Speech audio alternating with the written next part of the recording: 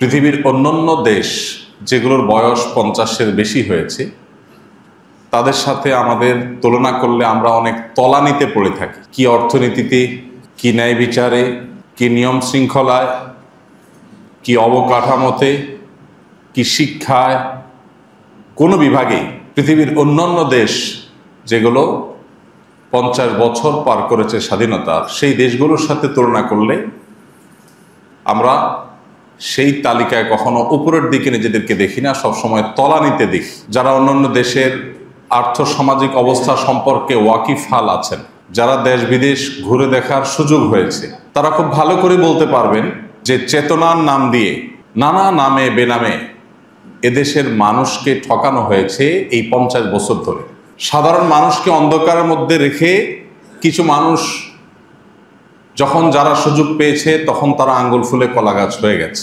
আর দেশ যেমন ছিল অনেকটা তেমনই আছে। যেটুকু বেশকম হয়েছে এটুকুর জন্য আসলে কোনো যোগ্য কারোর দরকার নাই।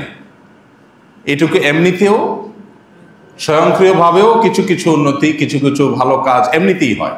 50 বছর ধরে একটা মানুষ যদি পৃথিবীতে বেঁচে থাকে, কিছু যোগ্যতা তার এমনিতেই, কোনো পড়ালেখারও দরকার, কোনো ডিগ্রি নেওয়া ছাড়া 50 বছর শুধুমাত্র এই মাটিতে পৃথিবীতে বিচরণ করলেও মানুষের কিছু দক্ষতা, কিছু যোগ্যতা, কিছু অভিজ্ঞতা এমনিতেই অর্জন হয়।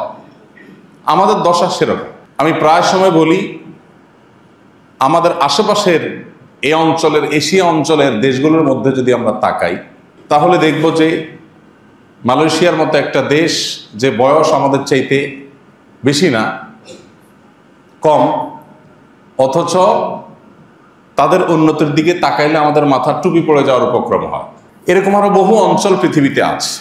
এই মাটির মানুষের দুর্ভাগ্য বলতে হয় বা আমাদের হাতের কামাই বলতে হয়, কখনো ইংরেজরা আমাদেরকে শোষণ করে গেছে, লুট করে লুণ্ঠন করে নিয়ে গেছে, এই অঞ্চলের মানুষকে দাস বানিয়ে রেখেছে, কলোনি বানিয়ে আমাদেরকে ব্রিটিশরা শাসন করেছে, শোষণ করেছে, নির্যাতন করেছে। আর কখনো আমাদেরকে স্বাধীনতার মূল্য ঝুলিয়ে আমাদেরকে পরাধীন করে রাখা হয়েছে। চেতনা চেতনা জিগির তোলা মানুষগুলো পৃথিবীর উন্নত দেশগুলোতে গাড়ি বাড়ি, শিল্প, কলকারখানা বানিয়ে সবাই লালে লাল হয়েছে, আর দেশ যেমনটা তেমনই। এখন নতুন করে যে পথ চলা শুরু হলো এই দেশের, এই নতুন পথ চলায় সর্বক্ষেত্রে সংস্কারের উদ্যোগ নিয়েছে, আপনারা জানেন, সরকার। সংবিধান থেকে নিয়ে প্রত্যেকটা ক্ষেত্রে, প্রত্যেকটা সেক্টরে তারা নতুন করে পথ চলার স্বপ্ন দেখাতে চাচ্ছেন মানুষকে। কতটা তারা পারবেন জানি না, তবে তারা পেরে উঠুক সে দোয়া অবশ্যই সব মানুষের। তারা যদি না পারেন তাহলে আবারও কখন এরকম সম্ভাবনা তৈরি হবে সেটা একমাত্র আল্লাহ ছাড়া আর কেউ জানেন না। আবারও যদি সেই শোষণের সেই জাতাকলে আমরা চলে যাই, মোড়লার মাতবরদের হাতে যদি আমরা চলে যাই, যে ঘুরে ফিরে আমাদেরকে কিছু বুলি শিখিয়ে, আমাদের চোখে ধুলি দিয়ে এখান থেকে কিছু মানুষ এদেশের মানুষের, প্রবাসীদের কষ্টের ঘাম জড়ানো টাকা যেগুলো রেমিটেন্স আকারে পাঠায়, সেগুলো বিদেশে পাচার করে দেশটাকে খালি করার মহোৎসব আবার না জানি কখন শুরু হয়। তো এই যে পথ চলা শুরু হলো, এর মধ্যে একটা রাষ্ট্র, একটা দেশ যে সংবিধানের ভিত্তিতে পরিচালিত হয়ে থাকে, এই সংবিধান সংস্কারের কাজ চলমান আছে। আপনারা জানেন, আমরা শুধুমাত্র শাসকদের অথবা আমাদেরকে যারা বিভিন্নভাবে নিয়ন্ত্রণ করে সেই নিয়ন্ত্রণকর্তাদের সমালোচনা করি, আমরা নিজেদেরও সমালোচনা, জনগণের এক একজন সদস্য হিসাবে, রাষ্ট্রের এক একজন সদস্য হিসাবে, এদেশের মানুষ হিসাবে আমাদেরও সমালোচনার জায়গা আছে, আমাদেরও ত্রুটির জায়গা আছে। সংবিধান সংশোধন সম্পর্কে অনলাইনে প্রস্তাবনা নেওয়া হচ্ছে। যে কোনো নাগরিক তার মতামত সেখানে দিতে পারছে। কতটা সেটা মানা হবে, কতটা হবে না, সেটা তো আর আমাদের নিজেদের হাতে না। কিন্তু আমাদের মতামত দেওয়ার সুযোগ যেখানে আছে, সেই সুযোগ বেশিরভাগ মানুষ যারা দেশকে ভালোবাসেন, এই মাটিকে ভালোবাসেন, সে মানুষগুলো নিচ্ছেন না। বেশিরভাগ মানুষ এই সুযোগটা গ্রহণ করছেন না। আমরা এখানে যত মানুষ আছি, আমি যদি এখন জিজ্ঞেস করি যে অনলাইনে সংবিধান সংস্কারের ক্ষেত্রে আপনি একজন এদেশের নাগরিক হিসাবে আপনার মতামত জানানোর যে সুযোগ তৈরি হয়েছে, আর কয়েকদিনের মধ্যে সেটা বন্ধ হয়ে যাবে, এই সুযোগটা গ্রহণ করে আপনার সুচিন্তিত মতামতটা দিয়েছেন এমন কেউ আছেন এখানে? ইমাম সাহেব হাত তুলছে, আর কেউ নাই? দুইজন? অনেকে জানেই না। জি, দেখেন, তাহলে আমরা শুধুমাত্র যে শ্রেণীকে আমাদেরকে নিয়ন্ত্রণ করে, আমাদেরকে চালায়, আমরা যাদের বগি, যারা আমাদের ইঞ্জিন, শুধু তাদের সমালোচনা করি। আমাদের দোষের জায়গাটা দেখছেন? আমরা খবরও রাখি না, এবং সেখানে গিয়ে লিঙ্কে ঢুকে একটু নিজের 2 লাইন লিখে মতামতটা ব্যক্ত করা, এই কাজটাও আমরা করিনি। যারা কাজ করার তারা ঠিকই করছে। এদেশের মানুষ হাতে গোনা কয়েকজন মানুষের কাছে জিম্মি, তাদের গোলাম হয়ে আছে সেই শুরু থেকে। তারা পলিসি ঠিক করে দেয়, সে অনুযায়ী দেশ চলে। ওরা ঠিকই লিঙ্কে ঢুকে ঢুকে তাদের মন্তব্যগুলো লিখে যাচ্ছে, এবং সেগুলোর উপর ভিত্তি করে হয়তো কিছু একটা দাঁড় করানোর চেষ্টা হবে। আবারও ঘুরে ফিরে সেই জাতাকলে আমরা যদি ঢুকি, তো এর চেয়ে বড় দুর্ভাগ্যের আর কি হতে পারে। মালয়েশিয়া সম্পর্কে আমাদের এক ভাই, আমাদের এক বন্ধু একটা চমৎকার মন্তব্য করেছে। বলেছেন যে ওই দেশের মানুষ যেরকম যোগ্য নেতৃত্ব পেয়েছে, লিডার পেয়েছে, আবার লিডাররাও যোগ্য নাগরিক পেয়েছে, মানুষ পেয়েছে। এটা আমরা এর আগে হজ সম্পর্কিত আলোচনা প্রসঙ্গে বলেছিলাম। শুধু ওই অঞ্চল, ওইটা না, ওই অঞ্চলে যদি দেখেন আপনি ইন্দোনেশিয়া, মালয়েশিয়া, দেখবেন তারা নেতা হিসাবে, নেতারা যেরকম তাদের পারফরমেন্সকে সেভাবে করার চেষ্টা করেন, নাগরিকরা অনুসারী হিসাবে, দেশের সাধারণ নাগরিক হিসাবে, মানুষ হিসাবে তারাও দায়িত্বশীল আচরণ করে। এই উভয় প্রচেষ্টার মধ্য দিয়ে কিন্তু তারা এগিয়েছে। আমাদের নাগরিক হিসাবে যে আমাদের কমন দায়িত্বগুলো আছে, সেগুলো আমরা বেশিরভাগ ক্ষেত্রে পালন করতে চাই না। রাস্তাঘাট নষ্ট করা থেকে নিয়ে, আইন শৃঙ্খলা ভঙ্গ করা থেকে নিয়ে, ডিসিপ্লিন ধ্বংস করা থেকে নিয়ে, যা খুশি তা করা থেকে নিয়ে, সুযোগের অভাবে আমরা অনেকেই সৎ। সুযোগ পাইলে আমাদের অনেকেরই আসল রূপ বের হয়ে আসবে। অমুক সরকারি কর্মকর্তা অত টাকা বানাইছে, অমুকে দুর্নীতি করছে, অমুক মামুখালু করেছে। আমাদের অনেককে যদি ওই চেয়ারে বসায় দেওয়া হয়, তাহলে দেখা যাবে যে আমরা কতটা সৎ। তো আমাদের উচিত হলো এই নতুন সময়ে তওবা করা, এবং নিজেদের উচিত হলো মেরুদণ্ডটাকে সোজা করা। আমাদেরকে নিয়ে বিদেশিরা যে খেলে, এই খেলাটা বোঝার জন্য এখন আর পণ্ডিত হওয়ার প্রয়োজন নাই। একটু বিবেক বুদ্ধি খরচ করলে দেখা যাবে, বোঝা যাবে, আঁচ করা যাবে, উপলব্ধি করা যাবে, অনুমান করা যাবে যে কিভাবে আমাদেরকে নিয়ে বিদেশিরা খেলে। কিছু লোন দেয় আর কিছু শর্ত দেয়, যে শর্তের সাথে লোনের কোনো সম্পর্ক নেই। এই সমাজকে তাদের মতো করে কলোনি বানিয়ে রাখার জন্য যা যা দরকার সেগুলো তারা ব্যবস্থা করে। কারণ আমরা দুর্বল। আমরা যদি আজ শক্তিশালী থাকতাম, তাহলে সেক্ষেত্রে তারা সুযোগটা পেত না। এই যে সংবিধান সংস্কারের কাজ চলছে এবং রাষ্ট্র সংস্কার, প্রত্যেকটা সেক্টর সংস্কারের কাজ চলছে, এই সংস্কার কতটা সফল হবে সেটা সময় বলে দিবে, আল্লাহ ভালো জানেন। চেষ্টা তারা করছেন, কিন্তু মানুষ হিসাবে আমাদের চেষ্টা করার যে মিনিমাম দায়িত্বটুকু, সেটুকু আদায় করা দরকার। মানব ইতিহাসের প্রথম লিখিত সংবিধান তৈরি করেছেন মুহাম্মদ সাল্লাল্লাহু আলাইহি সাল্লাম। তার আগে কোন রাষ্ট্রনায়ক তার রাষ্ট্র পরিচালনার সংবিধান, লিখিত সংবিধান, সেই রাষ্ট্রের ভিন্ন মতাবলম্বী যারা আছে তাদের কনসার্ন নিয়েও তারপরে লিখিত সংবিধান তৈরি মুহাম্মদ সাল্লাল্লাহু আলাইহি সাল্লাম আগে পৃথিবীতে কোন রাষ্ট্রনায়ক করেছে বলে কেউ বলতে পারবে না। সেই সংবিধানের নাম হলো ঐতিহাসিক মদিনা সনদ। নবী করিম সাল্লাল্লাহু আলাইহি সাল্লাম যখন মদিনা রাষ্ট্রে ইনসাফ, ন্যায় বিচার, অর্থনৈতিক মুক্তি এগুলো প্রতিষ্ঠা করবার উদ্যোগ নিয়েছেন, তখন সেখানে বসবাসরত ইহুদিদেরও নিরাপত্তা ওই সংবিধানে নিশ্চিত করেছে।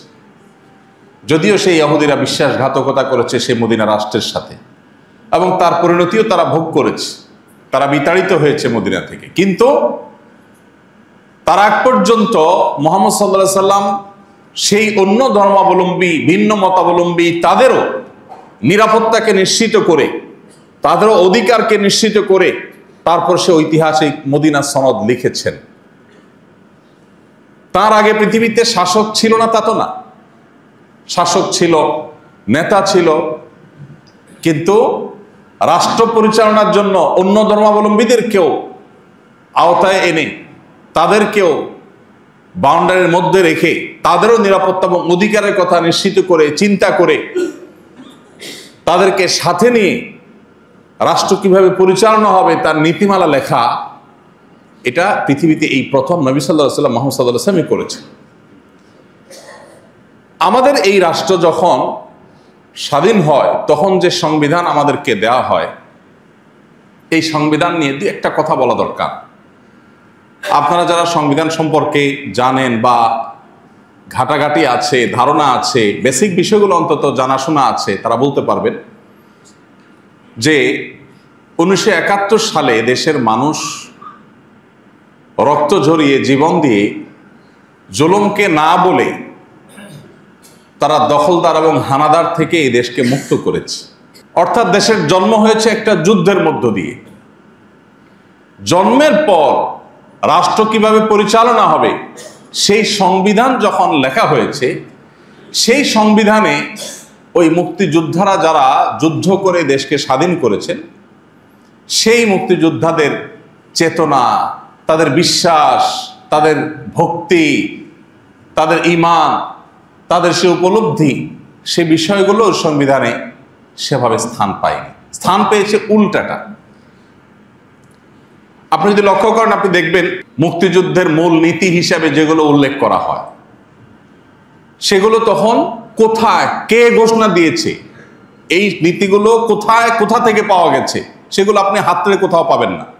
যে যুদ্ধ যারা করেছেন সে যুদ্ধের প্রায় সবাই, সকল মুক্তিযোদ্ধারা, তারা রাইফেল রেখে ফজরের নামাজ পড়ে আল্লাহর কাছে দোয়া করে চোখের পানি ফেলে জুলুমের বিরুদ্ধে নিজের মা বোন, দেশের ইজ্জত সম্ভ্রম এবং নিজেদের অস্তিত্বকে রক্ষা করবার জন্য, স্বাধীনতাকে পাওয়ার জন্য তারা আল্লাহর কাছে দোয়া করে তারপর লড়াইতে নেমেছে।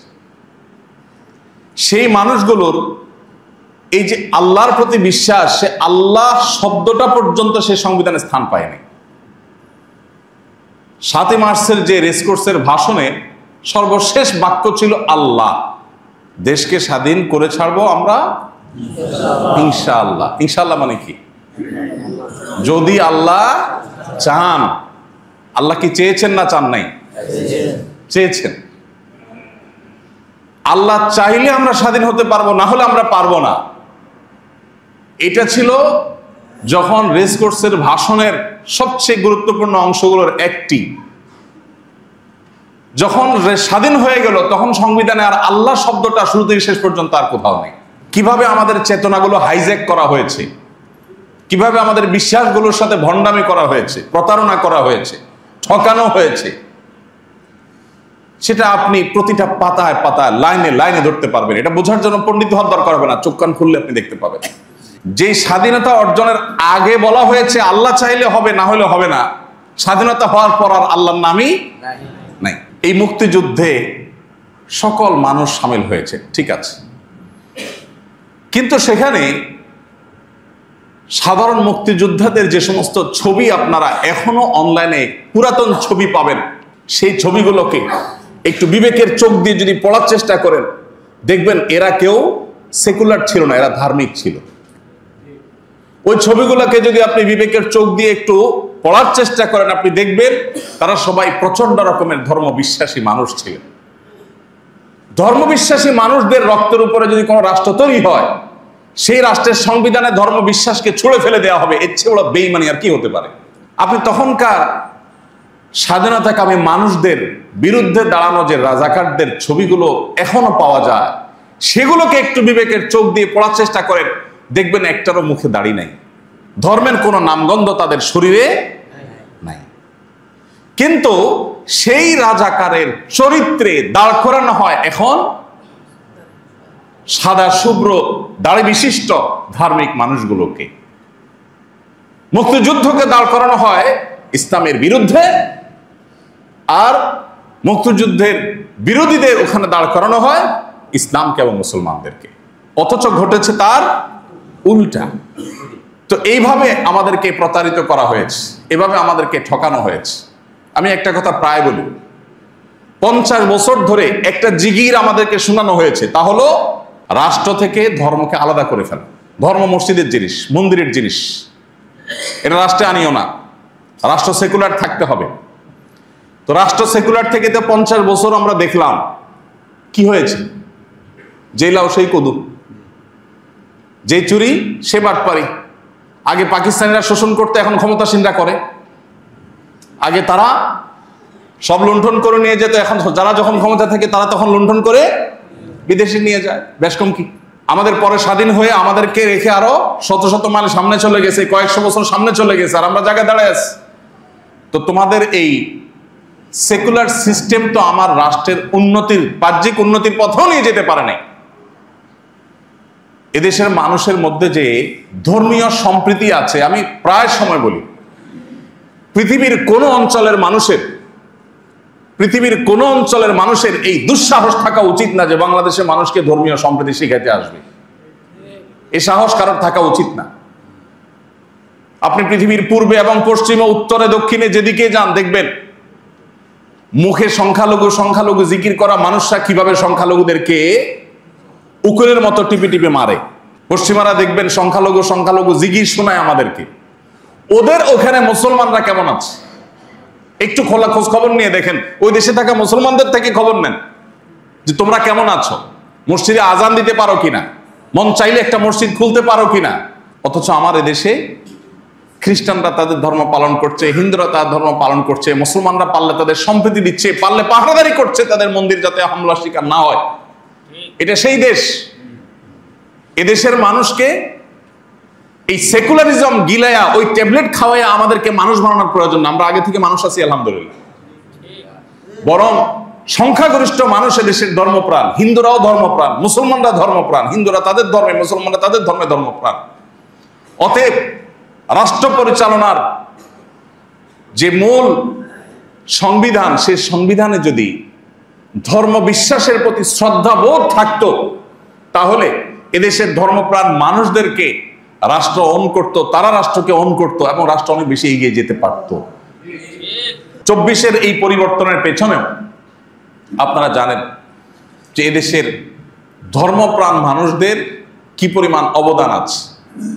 সেই আবু সাইদের ফেসবুক ওয়ালে যদি আপনি যান, আপনি তার লাইনে লাইনে দেখতে পাবেন কতটা ধর্মপ্রাণ সে ছিল।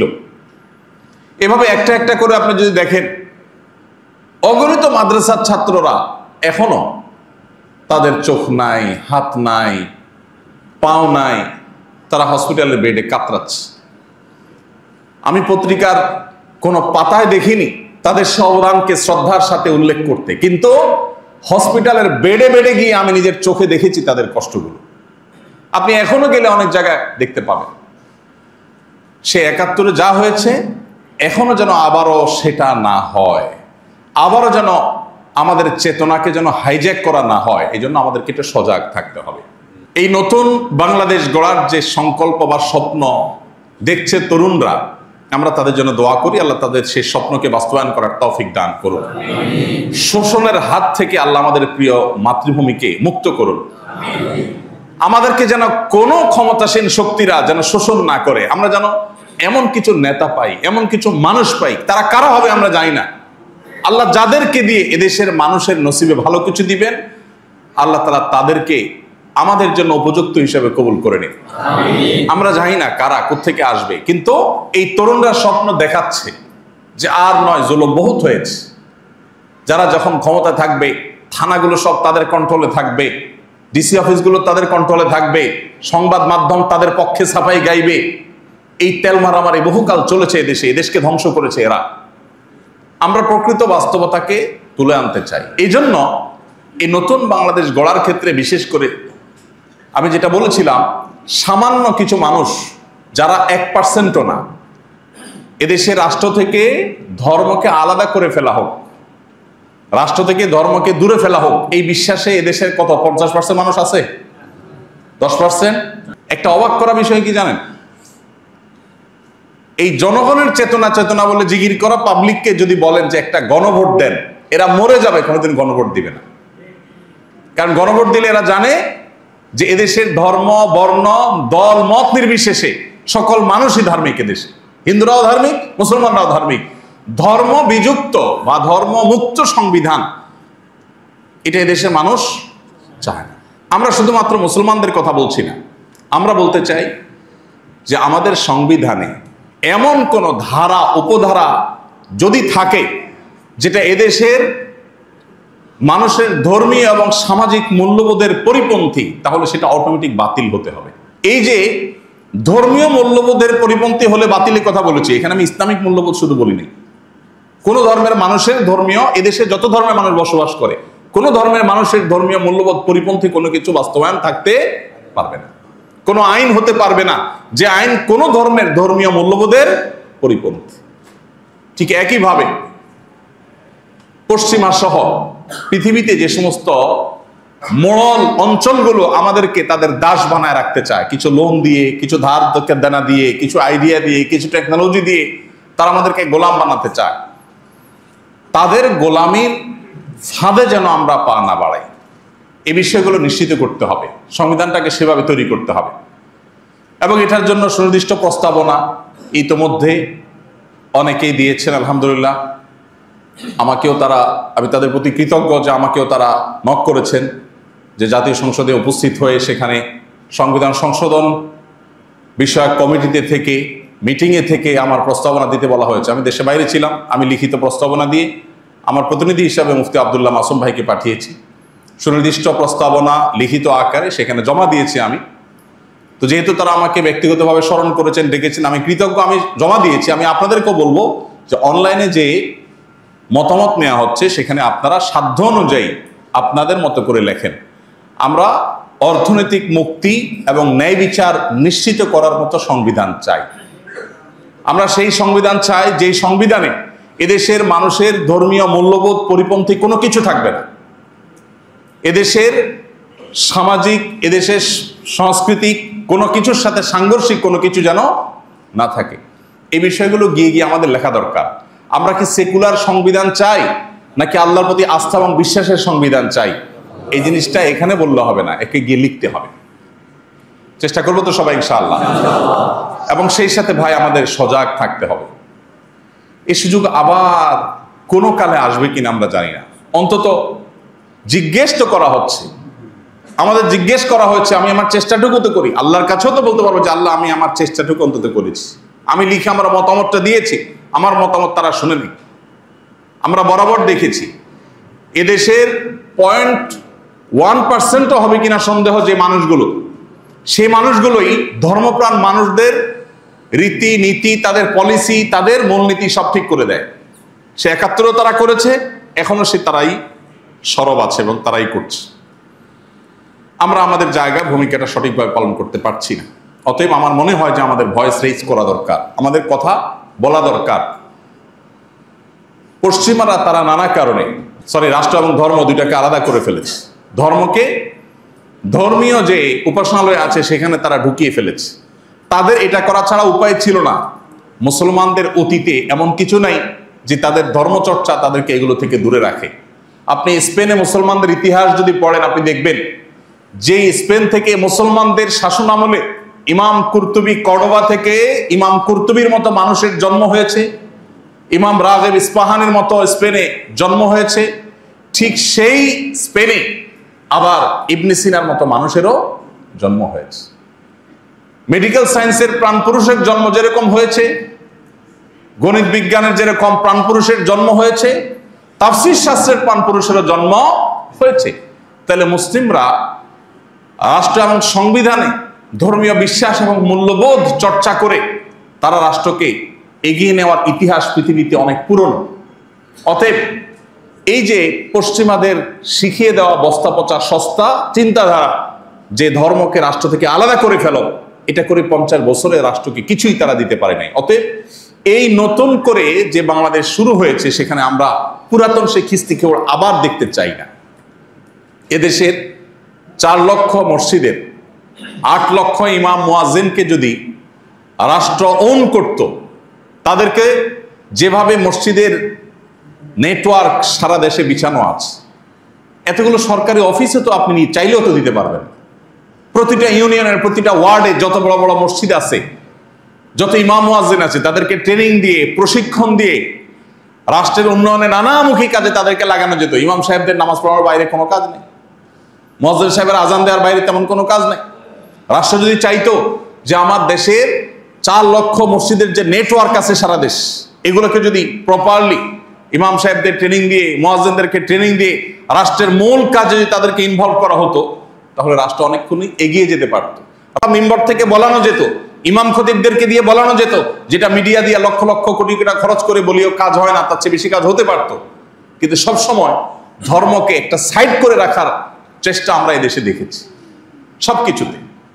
তো আমার মনে হয় যে নতুন বাংলাদেশ গড়ার ক্ষেত্রে আমাদের ভূমিকা রাখা উচিত, এবং এই জায়গাটাতে আবারও এই ধর্মনিরপেক্ষতার ধ্বজাধারী, সেকুলারিজমের ধ্বজাধারীরা তারা আবারও পশ্চিমায় সমস্ত কালচারকে আমাদের উপরে চাপিয়ে দেওয়ার অপচেষ্টা করছে, তারা আষ্টে পৃষ্ঠে লেগে আছে।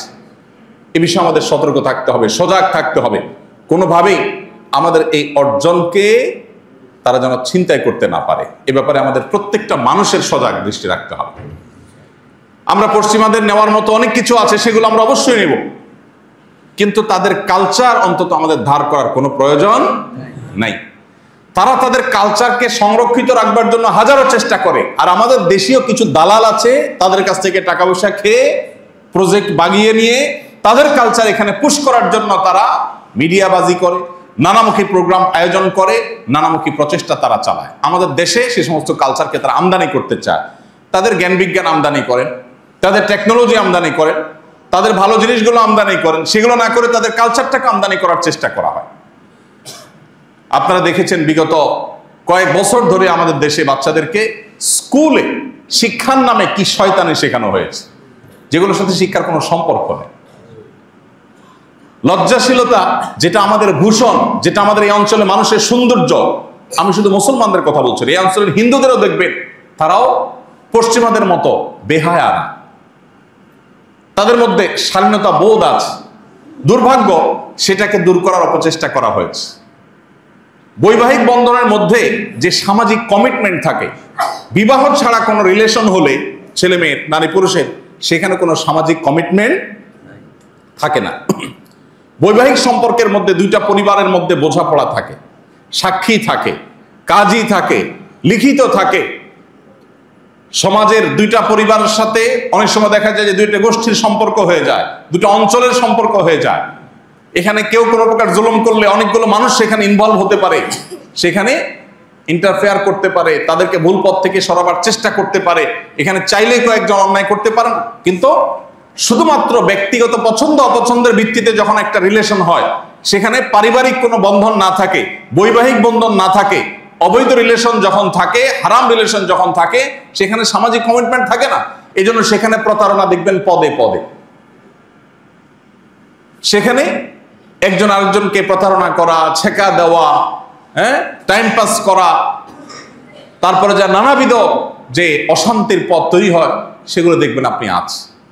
তো আমাদের সমাজে বিবাহের মতো এত চমৎকার একটা সামাজিক বন্ধনের যে কালচার প্রতিষ্ঠিত আছে শত শত হাজার হাজার বছর ধরে, সেটা বাদ দিয়ে স্কুল কলেজে বই পুস্তকে কালচারে পশ্চিমাদের সংস্কৃতি ঢুকিয়ে বিবাহ বহির্ভূত সংস্কৃতিকে ডেভেলপ করার চেষ্টা যারা করছে, তারাই তাদের আদলে আবার সংবিধানকে নতুন করে তাদের মতো করে লেখার তারা অপচেষ্টায় লিপ্ত আছে। আমাদের চোখ কান খোলা রাখতে হবে, আর তা না হলে আফসোস করতে হবে আবারও যুগ যুগ ধরে। আল্লাহ রাব্বুল আলামিন আমাদের নসিবে যেন ভালো কিছু হয় সেই তৌফিক দান করুন। আল্লাহ তাআলা আমাদেরকে চোখ কানগুলো খোলার তৌফিক দান করুন। আমাদের প্রত্যেকের দায়িত্বটাকে যথাযথভাবে পালন করার তৌফিক দান করুন। আমাদের কোনো অর্জন যেন আর কেউ হাইজ্যাক করতে না পারে, কেউ যেন ছিনতাই করতে না পারে, আমাদের উপরে যেন কেউ কোনো অপচিন্তা অপসংস্কৃতি যেন চাপিয়ে দিতে না পারে, সেই তৌফিক আল্লাহ তাআলা আমাদেরকে নসিব করুন। আমাদের এদেশের মানুষের অর্থনৈতিক মুক্তি, এদেশের মানুষের প্রকৃত স্বাধীনতা, এদেশের মানুষের প্রকৃত ন্যায় বিচার যেন প্রতিষ্ঠা হয়, আল্লাহ তাআলা আমাদের সবাইকে সেই তৌফিক দান করুন। আমরা পৃথিবীর উন্নত দেশগুলোর দাস হয়ে থাকতে চাই না, তাদের ঋণের নিচে আমরা চাপা পড়ে থাকতে চাই না। আমাদের এই দেশটাকে এগিয়ে নেওয়ার যে সম্ভাবনা আছে, পৃথিবীর অনেক দেশে সেটা নাই। আমি মিডিল ইস্টে 10টি বছর থেকেছি, আমি দেখেছি। পৃথিবীর অন্যান্য জায়গায় যেখানে গিয়েছি আমি দেখেছি, আমাদের সাবকন্টিনেন্টের অন্য যে কোনো দেশি মানুষের চাইতে বাংলাদেশি শ্রমিকদের কদর পৃথিবীর সব দেশের তুলনামূলক বেশি। কারণ বাংলাদেশের মানুষ একটু কাজের সুযোগ পেলে নিজেকে উজাড় করে দিতে চায়, তারা পরিশ্রম করতে চায়। মিডিল ইস্টে আপনি যদি যান, দেখবেন আমাদের প্রবাসী বাংলাদেশি ভাইয়েরা 8 ঘন্টার জায়গায় পারলে 16 ঘন্টা তারা চাকরি করে। কিভাবে দেশে 10টা রিয়াল বেশি পাঠাবে, 10টা দিরহাম বেশি পাঠাবে, তার জন্য তারা পাগলের মতো ছটফট করতে থাকে। এবং তাদের প্রচেষ্টার কারণে আপনি দেখবেন যে সমস্ত অঞ্চলে মধ্যপ্রাচ্যের প্রবাসীরা বেশি আসে, ওই সমস্ত অঞ্চলগুলোতে দেখবেন যে এখন আর কাঁচা ঘর বাড়ি নাই, সব দালান হয়ে গেছে। এগুলো সবগুলো প্রবাসীদের অবদান। বাজারে ঘাটে যে দৃশ্যমান উন্নতি দেখবেন, সব প্রবাসীদের অবদান। এদেশে মানুষ পরিশ্রম করতে চায়, ভালো কিছু করতে চায়, কিন্তু দুর্ভাগ্য এদেশে মানুষকে সবসময় বিদেশিদের পলিসিদের কাছে জিম্মি করে রেখেছে কিছু এনজিও, কিছু বুদ্ধিজীবী, কিছু তথাকথিত সুশীল, তথা কিছু মিডিয়া। এরা আমাদেরকে দাস বানিয়ে রেখেছে। তারাই আমাদের সংবিধান, তারা আমাদের পলিসি সবকিছুকে সবসময় নিয়ন্ত্রণ করে। এবার যেন আর করতে না পারে, আমাদের চোখ কানটা খোলা রাখতে হবে। সবার চেষ্টা করবো তো ইনশাআল্লাহ। আর কিছু না পারে একটু চোখের পানি ফেলে আল্লাহর কাছে একটু দোয়া করব যে আল্লাহ আমাদের নসিবে আপনি ভালো কিছু দেন, আমাদেরকে আপনি মুক্তি দেন, আমরা এই জাতাকল থেকে, আমরা এই গড্ডালিকা থেকে যেন বের হয়ে আসতে পারি।